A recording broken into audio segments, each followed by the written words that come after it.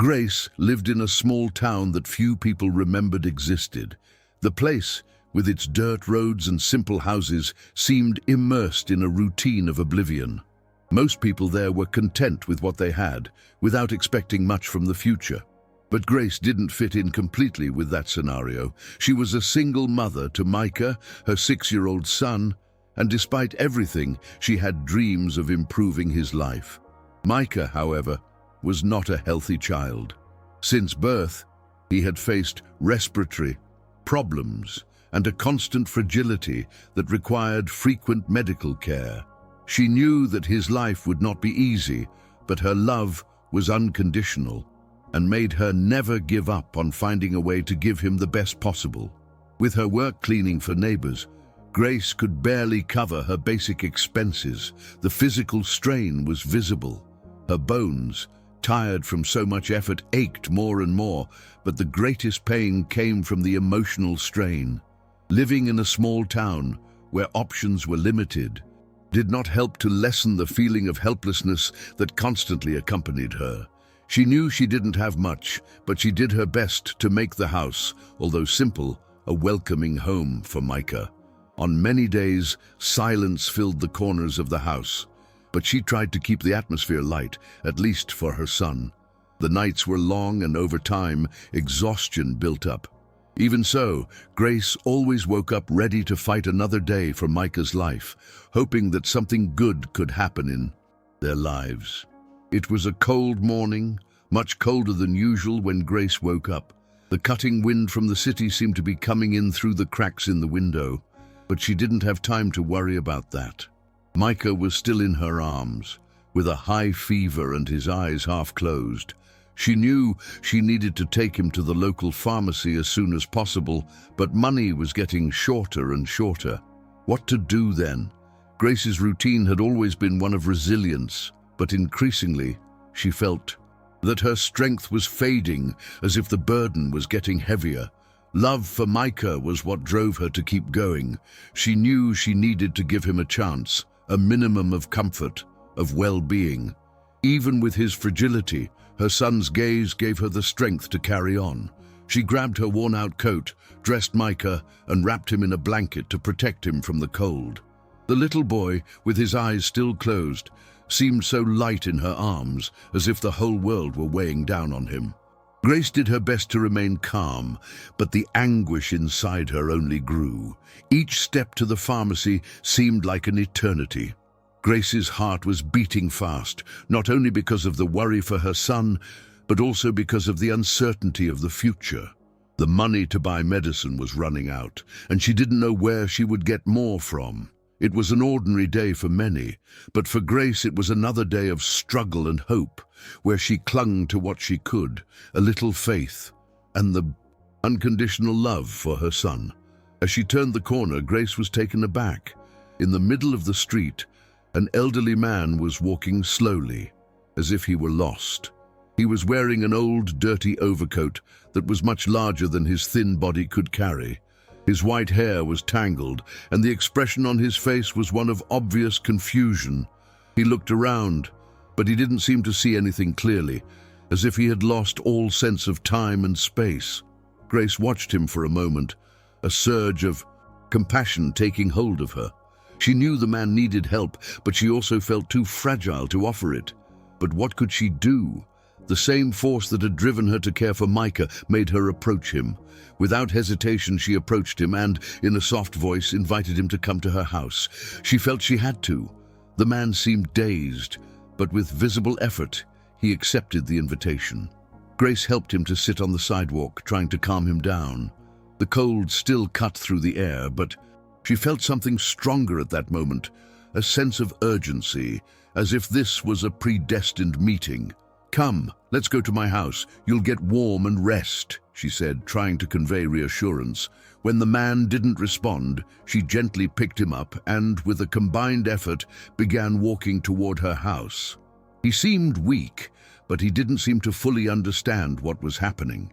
Grace, for her part, was torn between the desire to help and the concern for Micah, who was still in her arms.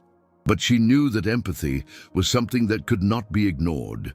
and despite all her difficulties, she felt that she could not leave that man there at the mercy of the cold and loneliness. When they reached her house, Grace helped the man inside. The interior of the house was simple but cozy. The kitchen, where she spent most of her time, had a small table and an old but working stove. The house, despite everything, was always clean. It was all she could offer at that moment.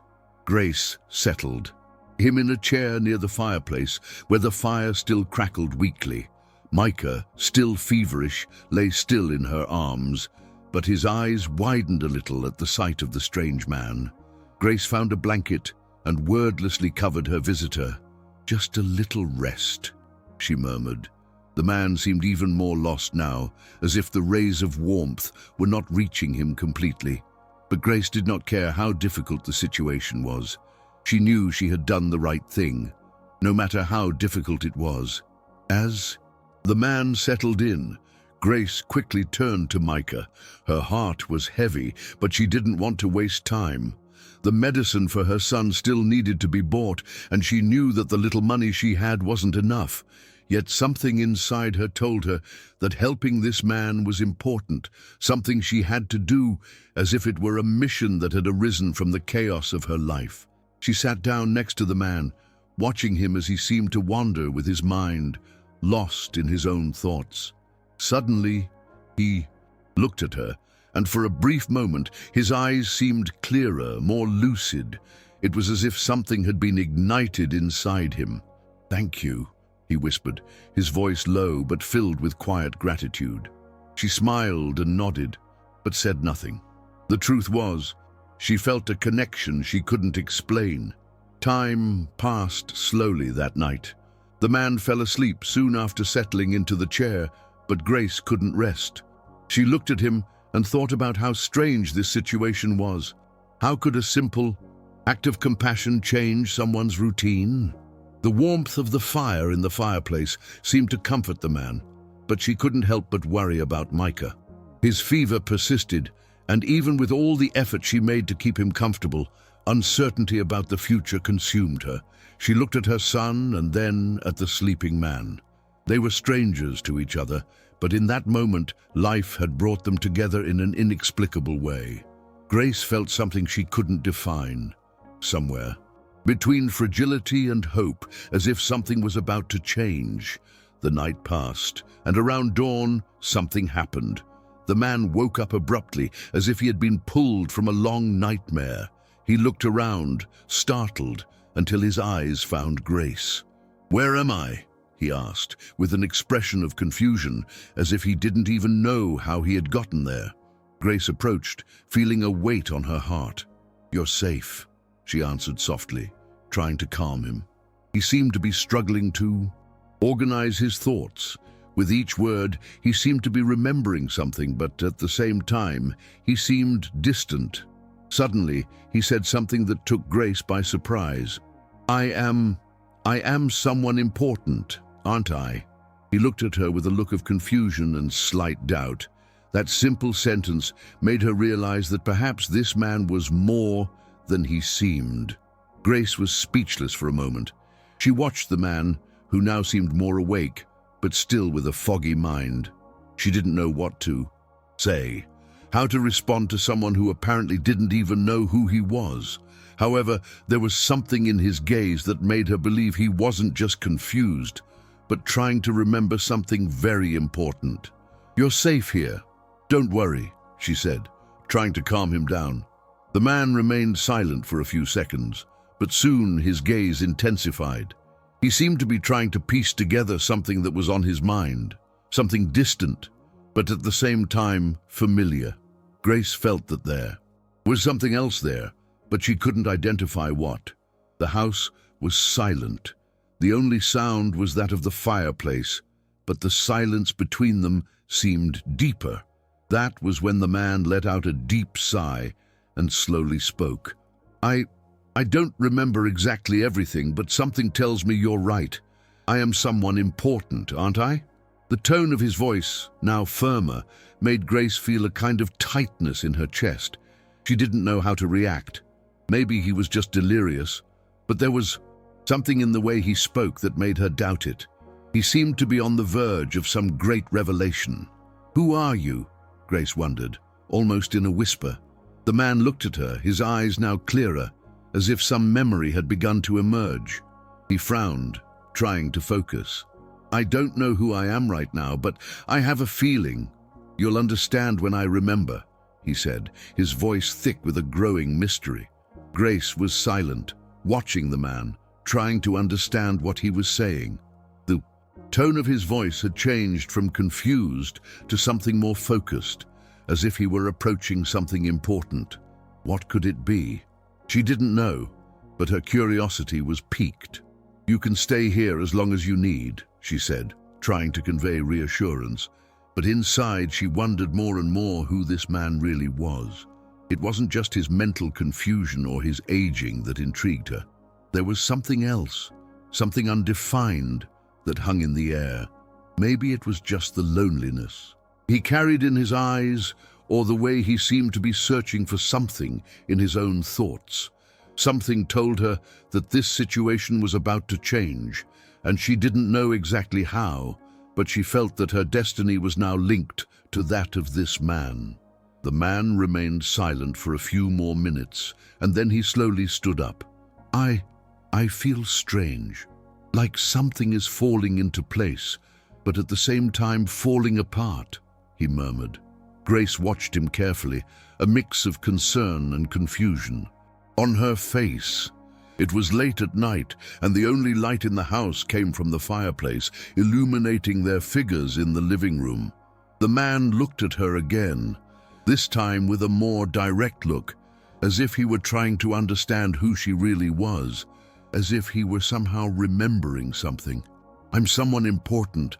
I have something to do with all this, don't I?" he said with an air of self-recognition. Grace felt a shiver run down her spine.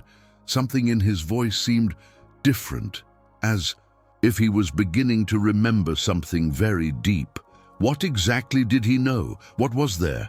The man seemed to be remembering something important, but his mind was clearly confused. Grace, as much as she tried to understand, didn't know how to react. There was something disconcerting about it all. She looked at Micah, still lying there, trying to focus on the man's words. The sound of the fire in the fireplace filled the room, but the silence that hung between them was heavy. The man closed his eyes for a moment, as if gathering strength to try to pull up some memory that was still lost. He looked back at Grace, and suddenly, an expression of understanding crossed his face. You helped me, didn't you?" he said, his voice soft but filled with an emotion that Grace didn't know how to process. I am someone important, but I've lost so much time." He shook his head, as if fighting something invisible. Grace didn't know what to say, so she just nodded, her mind trying to absorb what was happening. Then, with a sudden movement, the man stood up, his mind seemingly clearer, as if something had suddenly clicked into place. He looked at Grace, with an intensity in his eyes that she had not seen before. "I am someone important," he repeated, more certain now. Grace felt a wave of confusion mixed with fear. Who was this man, anyway? What was he saying? With each word, he sounded more certain of himself, as if he were beginning to remember a vital part of his identity. He took a deep breath, his eyes fixed on Grace. I am the owner of the largest company in the world. I have a fortune. I am a billionaire," he said, almost in disbelief, as if he could not believe what he was saying. Grace stared at him, her mouth open. He was serious, and the situation seemed increasingly surreal. The man seemed to be remembering something important, but his mind was clearly confused. Grace, as much as she tried to understand, didn't know how to react. There was something disconcerting about it all. She looked at Micah, still lying there, trying to focus on the man's words. The sound of the fire in the fireplace filled the room, but the silence that hung between them was heavy. The man closed his eyes for a moment, as if gathering strength to try to pull up some memory that was still lost. He looked back at Grace and suddenly an expression of understanding crossed his face. You helped me, didn't you?" he said, his voice soft, but filled with an emotion that Grace didn't know how to process. I am someone important, but I've lost so much time." He shook his head, as if fighting something invisible. Grace didn't know what to say, so she just nodded, her mind trying to absorb what was happening. Then, with a sudden movement, the man stood up, his mind seemingly clearer, as if something had suddenly clicked into place. He looked at Grace, with an intensity in his eyes that she had not seen before. "I am someone important," he repeated, more certain now. Grace felt a wave of confusion mixed with fear. Who was this man anyway? What was he saying? With each word he sounded more certain of himself, as if he were beginning to remember a vital part of his identity. He took a deep breath, his eyes fixed on Grace. I am the owner of the largest company in the world. I have a fortune. I am a billionaire," he said, almost in disbelief, as if he could not believe what he was saying. Grace stared at him, her mouth open. He was serious, and the situation seemed increasingly surreal. Grace was silent, processing what she had just heard. Those words made no sense. How could he be a billionaire? How could he be so rich and powerful, yet be wandering the streets of his city in such a fragile and disoriented state? Grace's mind was in turmoil. She looked at the man, trying to find some explanation, but he seemed as confused as she was. He was in a disconcerting situation, and now she didn't know what to do. He had wasted so much time, but she somehow felt like fate had put her there that night to help him. She knew something in her life was about to change, but she couldn't understand how it would happen. "Are you really who you say you are?" Grace asked, almost without meaning to, more out of curiosity than suspicion. He smiled weakly and nodded. The man's smile, although fragile, seemed real, but Grace didn't know what to think. How could someone so rich and powerful end up in such a vulnerable situation? He seemed genuinely lost, as if he had completely lost control of his life. "I don't know how long I've been missing," he continued, his voice low, "but at least you've given me some peace, something I haven't had in days." Grace felt a weight on her chest at hearing those words. She knew that as much as his life had changed, hers was about to be transformed in some way too. Even though she didn't know how it would happen, she felt like this was a turning point for both of them. The man who had once seemed like a stranger wandering the streets was now beginning to reveal a part of his life that she had never imagined. He looked at her with gratitude, and in that look, there was something deeper than words alone. The man looked at Grace with a soft expression, as if he had finally found something that connected him to reality. He took a deep breath and with a look of recognition said, I think I remember everything now. I was trying to run away from myself, trying to escape the pain, the decisions I made. But now, seeing you, I see that life can still have some meaning. I was lost, but your kindness made me remember what is truly important." Grace felt a mixture of relief and uncertainty at hearing those words. She didn't know if the man really remembered everything or if he was still confused, but something inside her told her that he was sincere. She had never imagined that a simple act of compassion could have such a great impact. But here she was, and here he was, two human beings, seemingly connected by something that no one could explain. The man, now more aware, looked at Grace and, with an almost solemn gesture, said, "I am a billionaire, but money has never been the most important thing. I got lost in my own search for more, always wanting more, without understanding that what really matters is human connection. And you, Grace, have shown me what it means to be truly human. I want to help you and Micah. I want to repay you for what you have done for me." The weight of his words fell like a thunderclap on Grace. She didn't know how to respond, but her heart tightened in a way she had never experienced before. The man who until then seemed lost was now offering her and her son a new chance at life. Something inside her knew that this would change everything. It was the kind of repayment she had never imagined, and at the same time, it was the kind of kindness she would never forget. In the days that followed, Grace couldn't stop thinking about what the man had said. He wasn't just a billionaire, he was someone who, after so much time lost, finally seemed to understand what really mattered in life. He had reached out to her a few times, bringing Micah helping with medical treatment, and offering whatever he could to make sure she and her son were okay. Grace was still in shock, but she couldn't deny that in every gesture there was a sincerity that made her believe that fate had been kind to her. A man, now more lucid, was ready to start over, and she found herself facing an opportunity she had never imagined. But the greatest lesson Grace learned wasn't about wealth or fortune. It was about the simplicity of an act of kindness and how it can transform lives, even those that seemed lost. Time passed, and Grace and Micah's lives changed in ways she never could have expected. She received unexpected help, yes, but most of all, she gained a new perspective on life. The man whose name she had never known before revealed himself to be someone much more than a billionaire. He became part of their story, not because he had money or power, but because he brought something that no amount of money could buy, the chance to start over, to live with dignity and hope. And Grace never forgot that simple act of compassion, which, without knowing it, had changed not only her and Micah's future, but also the destiny of a man lost in his own grief. Life, she realized, is full of surprises, and in the end, the true richness lies in the human connections we make along the way.